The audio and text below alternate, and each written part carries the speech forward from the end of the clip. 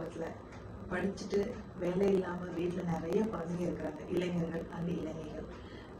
அவங்களுடைய பள்ளி படிப்பை முடிச்சுட்டு, காலேஜ் முடிச்சுட்டு, யூஜி, சம்டைம்ஸ் பிஜி கூட முடிச்சுட்டு எனக்கு வேலை இல்லாம இருக்கிறாங்க.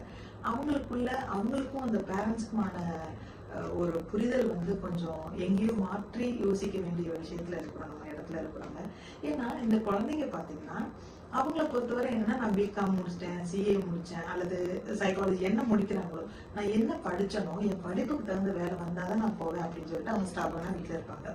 ஆனா பேரண்ட்ஸை பொறுத்த வரைக்கும் என்னன்னா, ஏதாவது ஒரு வேலை கிடைச்சா பார்க்க வேண்டியதானே அப்படிங்கறக்காக இந்த பேரண்ட்ஸ் அவங்க என்ன சொல்லுவாங்கன்னு பாத்தீங்கன்னா, வெட்டி சாப்பாடு சாப்பிடுற, வேலை இல்லாம இருக்கிற, வெட்டியா ஊர் சுத்துற, உன் கூட படிச்சவங்க எல்லாம் பாரு, அகைன் கம்பேரிசன் கொண்டு வந்துருவாங்க.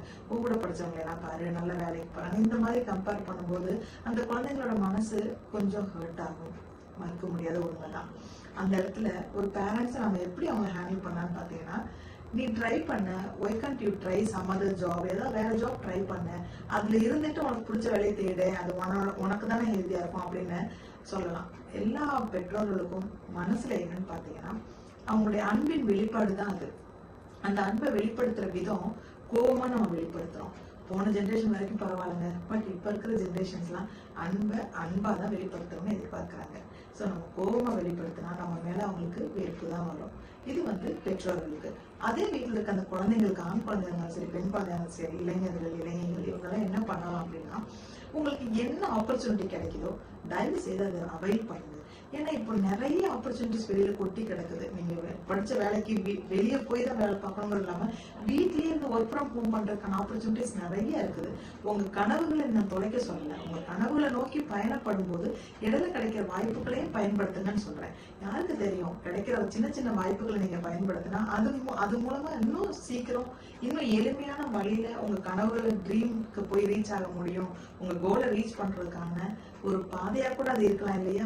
சின்ன வேலை தானே, அல்லது சின்ன இது தானே, சம்மந்தமில்லாத சப்ஜெக்ட், சம்மந்தமில்லாத டாபிக், அது அங்க நான் போக மாட்டேன்னு சொல்றது, கிடைக்கிற ஆப்பர்ச்சுனிட்டி யூஸ் பண்ணிட்டு அந்த இடத்துல இருந்துட்டு உங்களுடைய கோல் நீங்க நோக்கி போறது, உங்களுடைய ட்ரீம் நோக்கி போறது எவ்வளவு நல்லா இருக்கும் நீங்களே யோசிச்சு பாருங்களேன். ஒரே ஒரு விஷயம் தெரிஞ்சுக்கங்க குழந்தைங்களே, இந்த யாரெல்லாம் யங்ஸ்டர்ஸ் வீட்டுல இருக்கீங்க வேலை இல்லாம, உங்க பேரண்ட்ஸ் உங்கள்ட்ட சொல்றாங்க, உங்களுக்கு ஹர்ட் ஆகுது அப்படின்னா அது உங்களோட நல்லதுக்காக மட்டும்தான் சொல்றாங்க. ஒரு அந்த ஆங்கிள் மட்டும் நீங்க கொஞ்சம் திங்க் பண்ணி பார்க்கணும். ஏன்னா உங்களுக்கு ஹர்ட் ஆகுதுங்கிறதுக்காக நீங்க அவங்க மேல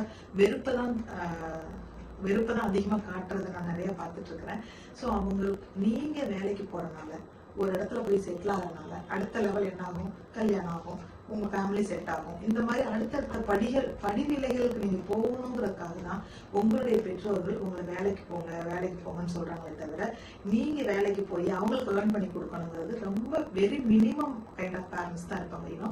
ஸோ ஓவராலா பாத்தீங்கன்னா எல்லா பேரண்ட்ஸுமே அந்த குழந்தைங்களோட வளர்ச்சிக்கு சொந்த கால நிக்கணும், அவங்க அடுத்த லெவலுக்கு போகணுங்கிற அந்த ஆதங்கத்திலையும் அந்த அன்பை வெளிப்படுத்துற விதமும் தான் ஹார்ஷா இருக்கே தவிர, இன் டெப்த்ல பாத்தீங்கன்னா எல்லா பேரண்ட்ஸும் உங்க நல்லதுக்காக தான் சொல்றாங்க அப்படிங்கறது மட்டும் உங்க மனசுல பதிய வச்சுக்கிறீங்க. நீங்க நல்லா சிந்திச்சு பாருங்க. ஃப்ரீயா இருக்கையில நீங்க அதிகமா வேலைக்கு போறீங்க, நல்லா சம்பாதிக்க ஆரம்பிச்சிட்டீங்க, அப்ப உங்க வாழ்க்கையில அடுத்த படிநிலைக்கு போறீங்க அப்படின்னா அதனால உங்க பேரண்ட்ஸ்க்கு என்னங்க யூஸ் இருக்கு? பேரண்ட்ஸா இருக்கட்டும், உங்க டீச்சர்ஸா இருக்கட்டும், இவங்கெல்லாம் ஒரு ஏணிப்படிகள் மாதிரிதான், லேடர் மாதிரிதான். அவங்களோட ஏறி போயிடுவோம் நம்ம, அவங்கள கருவியா யூஸ் பண்ணியோ அல்லது அவங்களுடைய வழிகாட்டுதலையோ நம்ம ஏறி போயிடுவோம். ஆனா அதுக்கப்புறம் யாருமே ஒரு உச்சத்துக்கு போனதுக்கு அப்புறம் ஏறி வந்த ஏணிப்படிகளை நம்ம அதை கண்டுக்கிறதே இல்லை பொதுவா. அந்த மாதிரிதான் உங்க பேரண்ட்ஸ் உங்களுடைய வளர்ச்சிக்கு முன்னேற்ற பாதைக்காக தான் சொல்றாங்க தவிர உங்களை ஹர்ட் பண்ணுங்கிற நோக்கம் எந்த பேரண்ட்ஸுக்குமே சுத்தமா இருக்காது. ரொம்ப few 20% ஆஃப் த பேரண்ட்ஸ் தான் டிபெண்டன்சியா இருப்பாங்களே தவிர மீதி 80% ஆஃப் த பேரண்ட்ஸ் யாருமே டிபெண்டன்சியா இருக்க மாட்டாங்க. நீங்க நல்லா வரணும் அப்படிங்கிற நல்ல எண்ணத்துல ஒரு அன்போட வெளிப்பாடுதான் அது அப்படிங்கிறத புரிஞ்சுக்கிட்டு கிடைக்கிற சின்ன சின்ன வாய்ப்பை கூட நீங்க தவறுபடாம பயன்படுத்தி உங்க கோல் அடைய